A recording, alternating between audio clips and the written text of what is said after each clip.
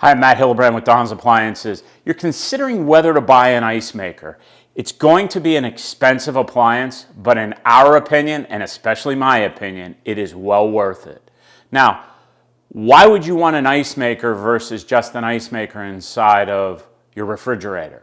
The biggest reason is the fact that it's clear, separated ice. And what I mean by that is each ice maker makes a specific type of ice cube. This particular one's been sitting out, but this is a barrel style. Some of them make square style, some of them make hexagonal style. It all depends on your preference. But the reason why most people want separate ice makers, they're great for entertaining. You never have to worry about the ice fusing together as like a half moon shape, and you're really not going to wear your drink anymore.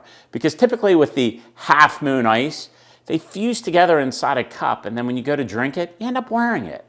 So those are really the big reasons as to why you're going to want a separate ice maker. And the other reason is capacity.